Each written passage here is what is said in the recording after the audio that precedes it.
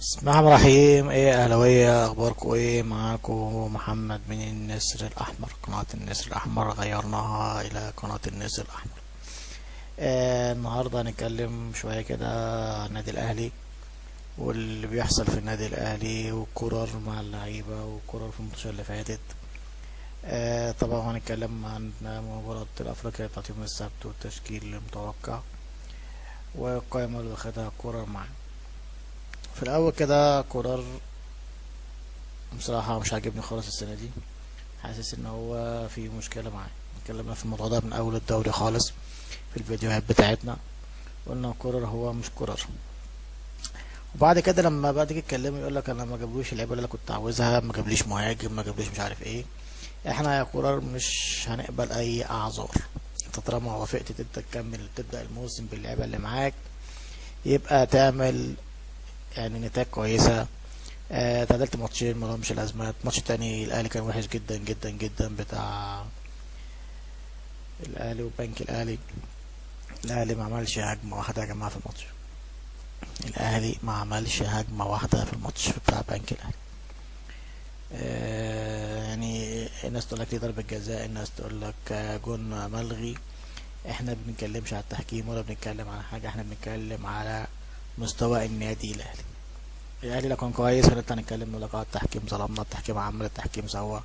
كانت اصلا ما كنتش حلو هنتكلم في ايه يعني. واحنا ما عندنا اهم حاجه الاداء مع النتيجه. احنا هنتكلم في حاجه انت اساسا ما كنتش كويس فيها. انت الكوره اللي جت اساسا ده مقارنه يعني ككون في الاساس يعني.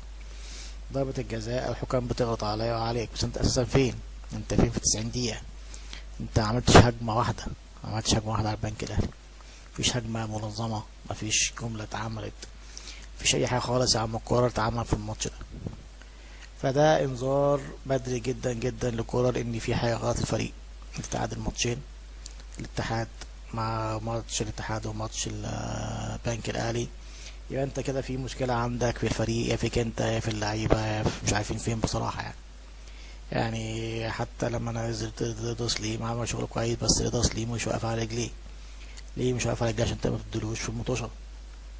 رضا سليم لو واقف على رجليه وبتدلوه في المطوشه كان هيدي اكتر من كده. وعمل الرفع رفعها لرامي ربيعه كويسه، بس للاسف كانت في هندسه على رامي ربيعه قبليها.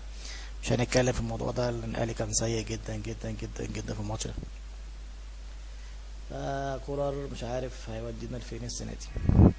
فخلي بالك يا عم كولر، انت داخل على ماتشين مهمين جدا. ماتش افريقيا يوم السبت اورلاندو باريس، والفريق ده قوي مش سهل يعني. اورلاندو ده فريق قوي يعني مش سهل. يعني ممكن يكون زي صن داونز اللي في جنوب افريقيا يعني. وعندك ماتش تاني بتاع الامريكتين بتاع السوبر اللي بتاع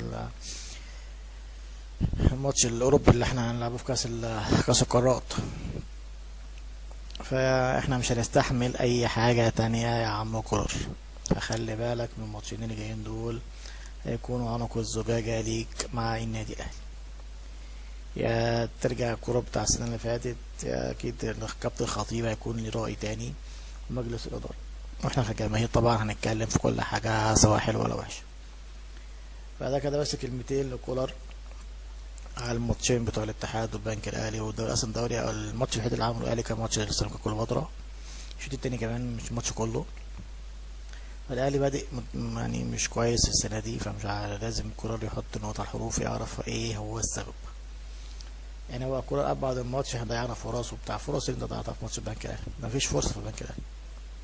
فرص ايه؟ مفيش فرصه في النادي الاهلي في البنك الاهلي. انت اصلا ماشي على الجون بتاع البنك الاهلي. فكده كلمتين كده حبينا نتكلموا مع كولر قبل الماتش بتاع اورلاندو بتاع يوم السبت ان شاء الله. ف والله متضايق جدا على مستوى الاهلي. محدش كان متوقع الاهلي يبقى كده بصراحه. وانا خايف على بصراحه الاهلي في ماتش افريقيا اللي فات، ماتش افريقيا اللي جاي ماتش صعب جدا ورخم. وبعدين ماتش القارات ده برضه ماتش يبقى صعب جدا ايا كان الفريق. فربنا يسترها ان شاء الله باذن الله.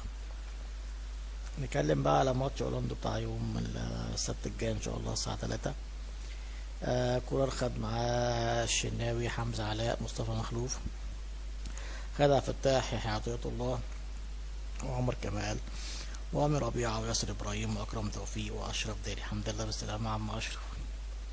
مروان عطية وحسين الشحات وعمرو السولية ومحمد مجدي قفشة وإمام عاشور وعمر الساعي وطاهر محمد طاهر وكريم الدبيس وأحمد نبيل كوكا وبيرسي تاو ورضا سليم وكهربا ووسام أبو علي. الحمد لله بالسلامة يا عم وسام. دي القائمة اللي واخدها كولر معايا في ماتش الأهلي يوم السبت. طبعا مصطفى شوبير مصاب، مش هيكون موجود معاهم. طبعا مصطفى شوبير هيقعد 10 أيام مصاب، يعني مش هيلعب الماتش اللي جاي ولا الماتشين بتوع كأس القارات. خسارة والله يا مصطفى، معلش يا ابني حظك وحش. فده القائمة اللي واخدها من كولر معاه في الماتش اللي جاي. نتوقع بقى التشكيل من النهارده. طبعا التشكيل رجع زي ما كان: محمد الشناوي، خالد عبد الفتاح، يحيى عطية الله، رامي ربيعة، ياسر إبراهيم، مروان عطية، إمام عاشور، وأحمد كوكا، وحسين الشحات، وطاهر محمد طاهر، ومحمود كهربا. يعني أنا ممكن أتوقع لو هيبدأ بأكرم توفيق مكان خالد عبد الفتاح، بس أنا حاطط على التشكيل هو آخر ماتشين لعبهم.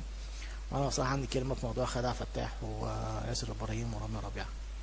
أنت بتلعب الاتنين في ماتش واحد، خالد عبد الفتاح وياسر إبراهيم ورامي ربيعة، وأنت ما عندكش دفاع بره. أنت حتى مش واخد يوسف أيمن، واخد أشرف داري. أشرف داري لسه راجع من الإصابة، أكيد مش هيلعب، دي حاجة أساسية يعني.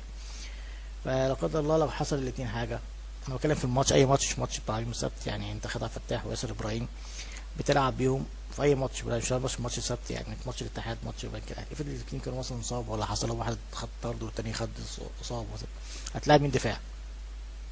ما عندكش حد دفاع. فانت المفروض هتلعب قاعد خالد عبد الفتاح احتياطي، رامي ربيعة وياسر ابراهيم، واشرف داري لما يرجع بالسلامه ويبقى فايق، ولعب اكرم توفيق مكانه او عمرو كمال عبد الواحد. كنت بتلعب الاثنين دي برضه مجازفه من كولر بصراحه يعني. فانا ممكن اتوقع لو ممكن اكرم توفيق هناك مكان خالد عبد الفتاح، واتوقع هيلعب من مكان قفش. وطبعا هيلعب محمود كهربا عشان لسه وسام راجع من الاصابه، فممكن ما يدلوش اول الشوط، ممكن يحتاجوا الشوط التاني. أول توقع تاني: محمد الشناوي، خالد عبد الفتاح، أو أكرم توفيق، يحيى عطية الله، رامي ربيعة، ياسر إبراهيم، مروان عطية، إمام عاشور، أحمد كوكا، حسين الشحات، طاهر محمد طاهر، وكهربا. ده توقعي لتشكيل النادي الأهلي.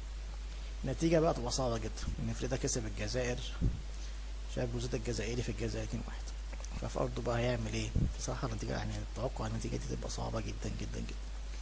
أتوقع تعادل، أي تعادل 1-1 أو 0-0، أو الأهلي يكسب 1-0 بالعافية يعني، فاهم؟ فده ماتش هيبقى صعب جدا فعلا بجد يعني. لما كان بيلعبوا الساعة 3 الظهر عندهم، ده هتبقى صعبة جدا. فأنا أتوقع يا 1-0 الأهلي، يا 0-0. لا قدر الله بقى الأهلي بقى ممكن يبقى يتغلب، تبقى مشكلة الأهلي يتغلب بصراحة. أنت بعد كده عندك شوية بلوزات رايح جاي، فهتبقى مشكلة. فده كان توقعنا النهارده في ماتش الأهلي يوم السبت، وكان كلمتين كده حابين نقولها للكولر في أول الفيديو. ففعلوا الجرس وشوفوا القناة وادونا لايك. السلام عليكم ورحمة الله وبركاته.